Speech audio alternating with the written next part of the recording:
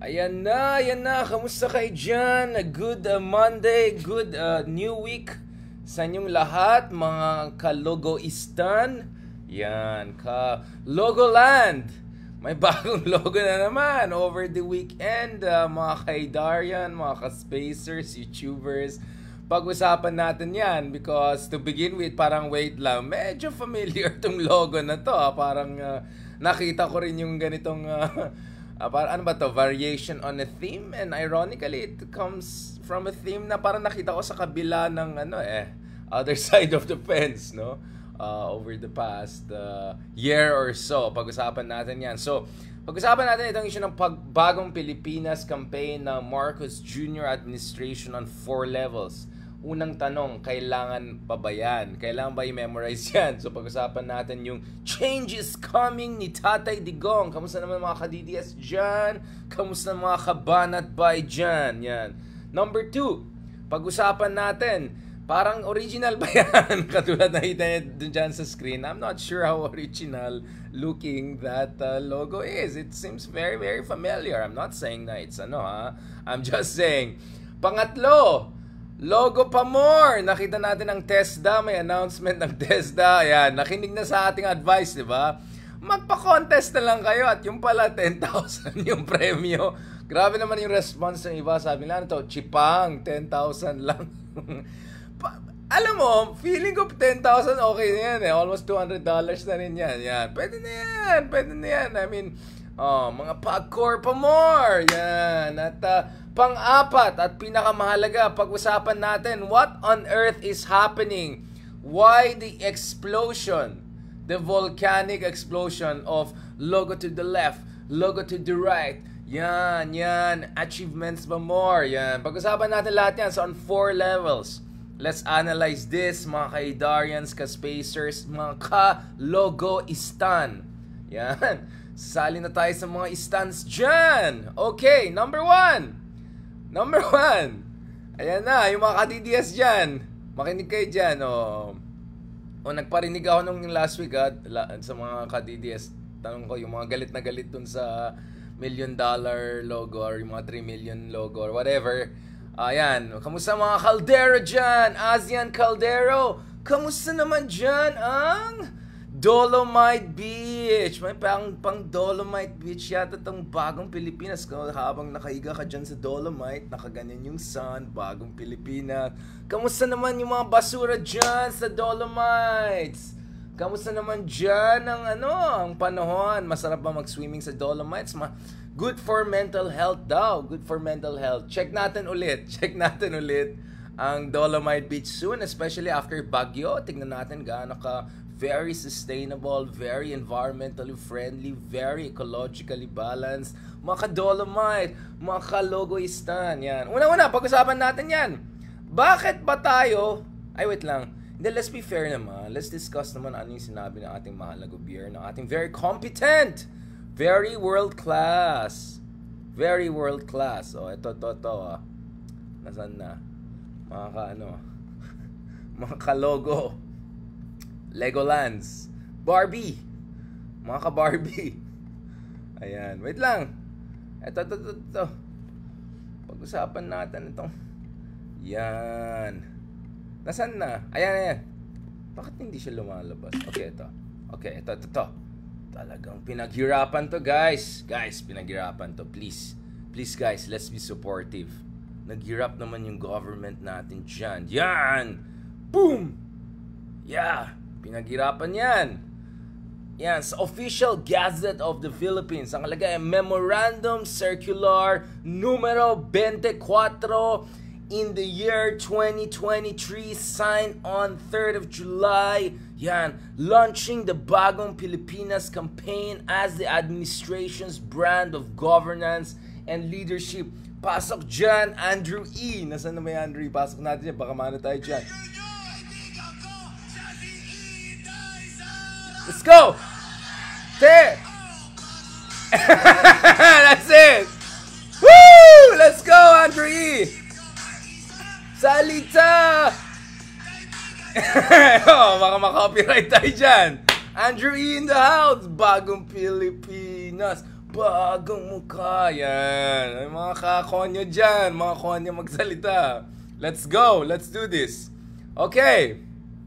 Ayan, pinaghirapan. Napakahirap. Talagang, puyat na puyat yung mga natin dyan. Mga nasa gobyerno dyan. Whereas Executive Order Number 14 approved and adopted the Philippine Development Plan, wow, next level, which seeks to steer the economy back to a high-growth path towards building an environment that provides equal opportunities to all Filipinos and equipping them with the skills to participate fully in an innovative and globally competitive economy. Wow! Speaking of global competitiveness, well, second to the last tayo sa Asia Pacific, just putting things in the context. Whereas the President's 8-point socioeconomic agenda seeks to enhance bureaucratic efficiency and sound fiscal management. Harlika! Harlika. Hindi, nakita niyo yung picture ni Maharlika, yung nakaano siya, yung vlogger na Maharlika na nakaano. Okay! Yan. Okay, in fairness naman, pinaghirapan to guys, pinag-isipan to, talaga next level, crowdfunding, crowdsourcing, effort, yan. Pasok ulit, Andrew E. Bagong Pilipinas, yan. Okay! Woo! Pag-usapan natin to, mahirap to. So, syempre, yung mga ibang senadors na mahal ang ating Pangulo to the defense. Inspiring daw. Very inspired. Very, very high level.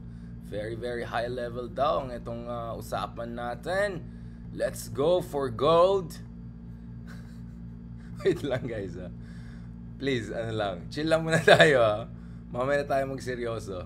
Okay, ayan. So, marami mga commentaries dyan. Mga senators, especially mga very independent senators, very high level, very meritocratic. Speaking of which, nakita niyo ba yung yung back and forth between Senator Robin Hood at saka yung mga nako po. Manood na lang ako ng Raffy Tulfo na lang. Kaysa naman yung mga ganyan. Ano ba yan?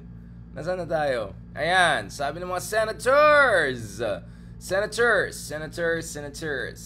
Sabi naman ni Villanueva, it clearly sets the direction and objectives that the Marcos administration wants to accomplish.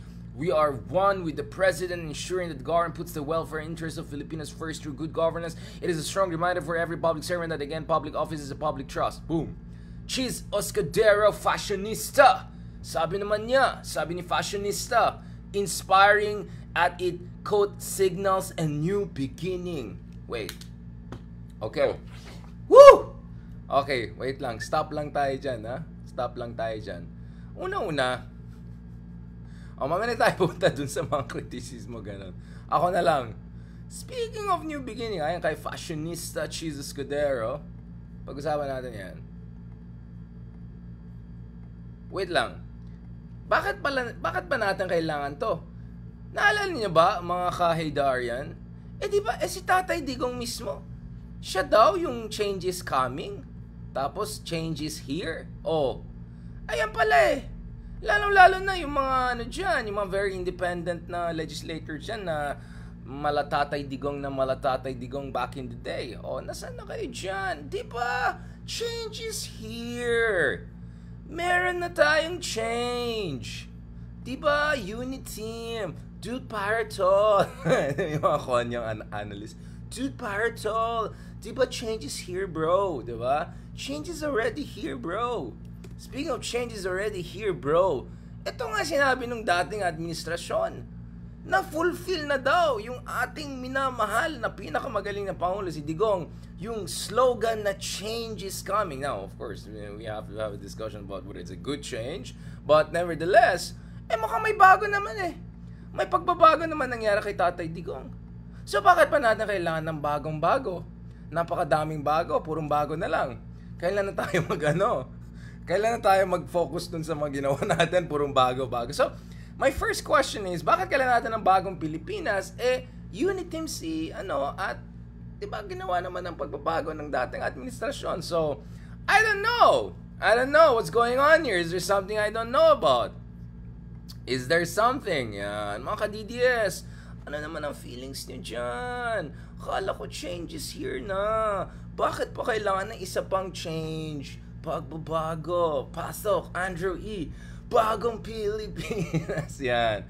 Number one, isa problema natin. Pangalawa, katulad na nakita nyo, wait lang, parang yung logo ay medyo similar doon sa logo ng Angat Buhay, hindi ba? Tingnan mo yung logo ng Angat Buhay. Tingnan mo yung logo ng Bagong Pilipinas. Well, someone said, imitation is the greatest form of flattery. Well, I don't know about that, but medyo familiar, medyo similar. Pero in fairness naman sa ating mahal na gobyerno, sabi naman nila, wala silang ginastos dito sa bagong logo na In fairness naman, pag kinumpara mo dun sa Pagcor na logo, parang mas komplikado ito, di ba? Pero bakit yung isa, ito bakit yung isa, 3 million ginastos, ito libre. O sabi niya, no public funds used, so private funds ang ginamit, or libre. Ay, yun nga Ano ba nangyari dito? What's going on? Ito, sabi nila, no public funds used for Bagong Pilipinas. No public funds daw. Kung no public funds, ba't tayo gumastos dun sa mas mahirap pa nga ito labas natin yung logo ng kabila. Ayan tayo Ayan tayo. Ito sabi ng government, no public funds were used for Bagong Pilipinas logo. Ito yung ayon sa Presidential Communications Office, sabi niya, this was accomplished without any cost to the government. Libre. Saan galing? Galing. Not a single peso of government fund has been paid. Sabi ni Frasco. Yun talagang... So wait lang. So pwede pala gumawa ng libre. Bakit pa tayo gumagastos dun sa iba? Speaking of which, tignan nyo to, which brings to number 3. Etong Testa, nakinig yata sa atin to Sabi niya, ayan nagpa-contest sila. Logo rin. Ayan na, Logoland. Legoland, Logistan. Sabi making contest for the new ESA slogan. Cash prize, 10,000 pesos. And a certificate of recognition signed by the Testa secretary. Yun lang pala 10,000 tapos participation certificate tapos makiki-selfie ka dun sa secretary. Di saan yan din ang ginawa natin dun sa iba? Bakit ba tayo gumastos dun sa mga iba? Yun pala 10,000 lang pwede na makakuha na tayo. Baka mas maganda pang pusta tayo. Mas maganda pa ang lalabas na Testa logo after itong 10,000. Sabi pa naman na iba, chipang. Hindi, promise, maging mas maganda yan. Tingnan natin. I mean, come on, guys. The base is quite low. I mean, it's not too hard to beat that. Okay, so, tingnan natin yan. Woo! Bagong Pilipinas. Yan. Now, let's go to the last part, the most important part of our analysis, which is this. Bakit ba tayo may explosion ng itong mga logos right to the left? Bakit super daming emphasis dito sa logo, branding, etc.? Well, alam niyo naman yan. Alam natin ang kalakaran dyan, no? No. Okay. There are a couple of things happening there. Let's get serious, okay? First and foremost, I think some people forgot that running election campaigns is not necessarily same as running the government. Sa panahon ng elections, pwede kang manalo, big time sometimes, kung sleek, maganda, TikTok, guwapings, BTS, TikTokers, yung mga ganon. So, sleek campaigning, nice branding, those things, well, they can get you elected nowadays. I mean, since when did we base our voting necessarily on merit or skills or CV or policy position, right? So, I think some people got this funny idea na pwede mo rin gawin yan pag nanalo ka na, pag nasa opisina ka na, pwede mo rin ituloy itong modus operandi na kung daan na lang natin sa branding lahat. Yan. So that's okay. So I think that's one big mistake here, including concerns about ethical practices. I mean, hanggang ngayon hindi natin alam anong nangyari doon. Bakit stock feed yung ginamit? Is this a normal thing? If this were a beta version, bakit nilabas nila doon sa Cambodia sa international events pa lang yung sa Love the Philippines, ganun. So I think that's one thing. But this brings me to the second issue. I think there's also this fundamental idea sa administrasyon na ito at yung mga tao na involved sa both previous and current administration na pag maganda yung branding, maaliwalas, no? Fresh, good fresh feeling, baka hindi na masyadong mapansin yung mga pagkakulang. Whether ito yung dun sa ekonomiya, or more than pagkakulang. Whether ito yung mga concerns sa Maharlika Sovereign Wealth Fund, which by the way, hinintay natin yung Maharlika Sovereign Wealth Fund. Ano yung magiging logo ng Maharlika Sovereign Wealth Fund, di ba? Pusa tayo, yung Testa ang maging pinakamaganda, yung 10,000, alright? Pachipang-chipang tayo para magandang labas niyan. And I think this brings us to etong pinaka-fundamental problem sa atin ngayon. Ang meron tayo sa Pilipinas ngayon ay tinatawag na performative populism. I've written about this before pa. Every time everyone asks me about bakit si Digong napakataas yung approval ratings, etc. I said, well, first of all, there's an aspect of fear. Obviously, ang daming EJK, ang daming ano. But there's definitely also the aspect of people na, malakas si Presidente. Bakit malakas? Kasi nakita ko sa video na ganito, na ganyan. Bakit magaling si... Kasi nakita ko sa TikTok na ganito. Bakit malakas si ganyan? Kasi nakita ko itong influence. This is the worrying thing sa politika natin nowadays. And this is unfortunately, or fortunately, depending on how we want to look at it, it's not unique to the Philippines. We see this in the US. Mga ka-Trumpers dyan. Kamusta kayo dyan? Yan. Maraming mga ganyan all around the world. Ka-Bolsonaros, let's just call them WhatsApp analysis or TikTok history, whatever you want to call it. Ito kasi nagiging problema natin, no?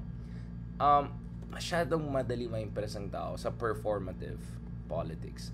So, na-explain po natin yan few years ago, noong 2020. Ito yung article natin. So, I start with a quote from Shakespeare's, all the worlds is a stage, and one man in his time plays many parts. So, I think some people literally approach politics that way. They treat it as a kind of a performative stage, no? And I think this is where we have to understand yung system of politics na meron tayo. Ang meron tayo is what you can call as performative governance, no? Performative. Diba? Yung alam niyo na yan. And so, what is performative governance? This is where you focus on optics. And kasama sa optics yung mga logo. This is where you focus on impression management, reputation management. Alam niyo mga ganon? At unfortunately, sa panahon ngayon kung saan hindi masyadong nagbibigay ng pansin ng tao dun sa mga detalye ng polisiya, sa implication ng politics, sa idea ng institution building, state building, nation building. Sa panahon na marami sa ating mga kababayan ay hindi pa na fully appreciate yung mga in-depth analysis, including katulad ng mga ginagawa natin vlogs. I mean, we're very glad we get millions of views and engagements every month, sometimes every week, etc. But to be honest, I feel kulang pa rin yan, super kulang pa rin yan. I think we have to do 10 times, 100 times, 1,000 times more what we're doing here.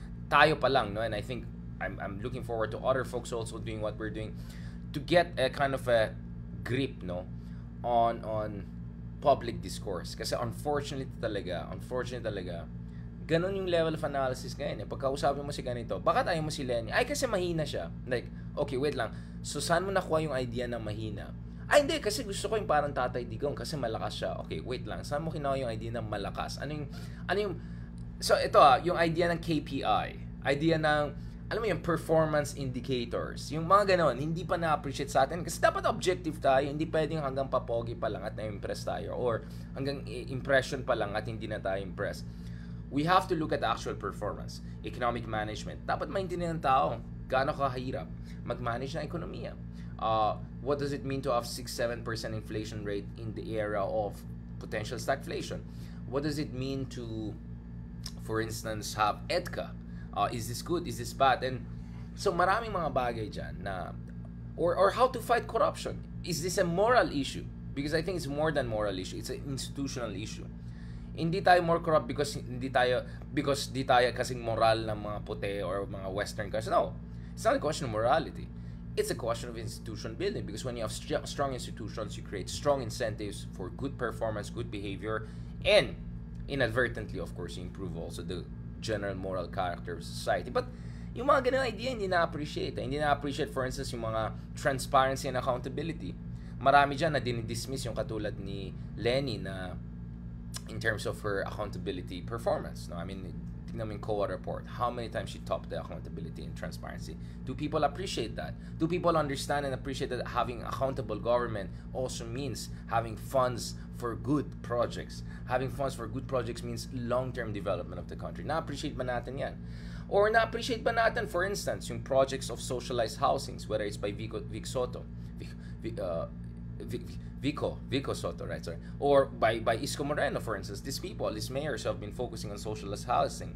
Na-appreciate ba natin yung mga issue na yan? Gaano ka mahalagang having socio-economic rights to having a stable, thriving, mature democracy? So, malayong tayo dun sa level na kailangan natin pagdating sa having a fully mature democracy. And let me be absolutely clear about this. This is not to say that this problem is with one socioeconomic class or the other. No. Marami kang kausapin na mayayaman dito sa Pilipinas or mga graduates ng supposedly elite school.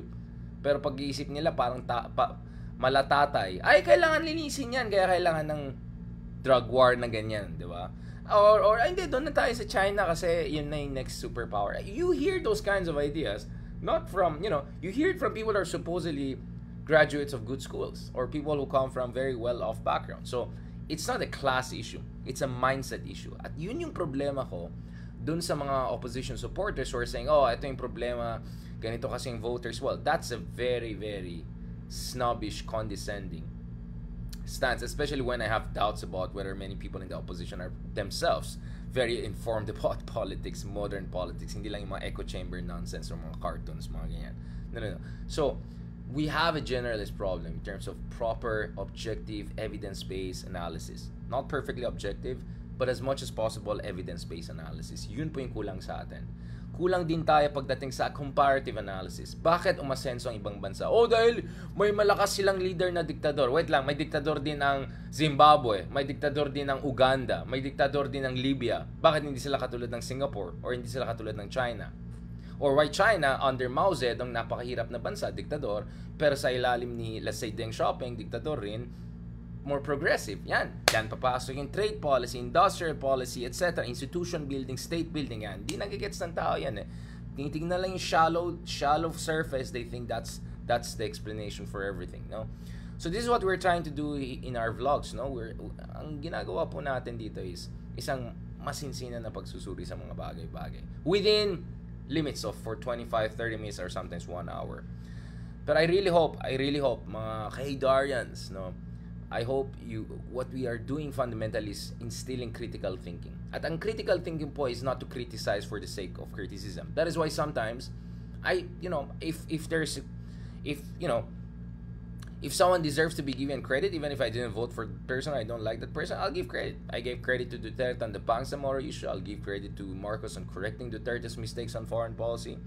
But at the same time, hindi rin dapat tayo maging, you know what I'm saying, madadala lang tayo sa logo, sa branding, sa PR lang. We have to look at the KPI. We have to look at the performance indicators. We have to look at institution building. Ano bang ginagawa natin sa issue ng corruption? Ano bang ginagawa natin sa issue ng accountability? Ano bang plano talaga ng gobyerno over the next 3 to 5 years to build manufacturing, to build semiconductor industry in the Philippines? Those complicated issues. Unfortunately, we will not be able to have that level of public discourse kung hanggang performance, logo, branding, TikTok, hanggang dyan na lang tayo. At yun po yung ating malaking problema ngayon. And that's why we have to fight against that. It's not only fighting against disinformation. It's also fighting against lack of critical thinking. It's also fighting against echo chambers. It's also fighting against condescension and elitism. It's also fighting against impressionable way of looking at politics. So, yun po yung mga ginagawa natin. On that note, thank you very much. Ano yung mga comments nyo dito? Ayan, may nagalit ba? Bagong Pilipinas. Ayan, grabe yung mga logo ng yung nakita ko yung logo ng Maharlika. Sabi ko, ano sa tingin yung maging logo ng Maharlika? Napakagrabe naman. Parang Spider-Man na yung iba dyan. Ayan. Thank you very much again kay Anthony Calderon Cruz. The Philippines has a long way to go to become, well, all of us, no? We're trying best. Ako parati kong sinasabi, may pagkakulang din kami, mga supposed educators. Hindi naman pwede hanggang classroom lang kami magsasalita. We have to get the message out. We have to help the country. Nation building, democracy building. Those things are important. Maraming salamat kay Ma'am Eden Lonan. Sabi niya, the kind of information dissemination which is regular. yeah, yun nga eh. But yun nga, if we have to build on our educational institutions, we have to reach out.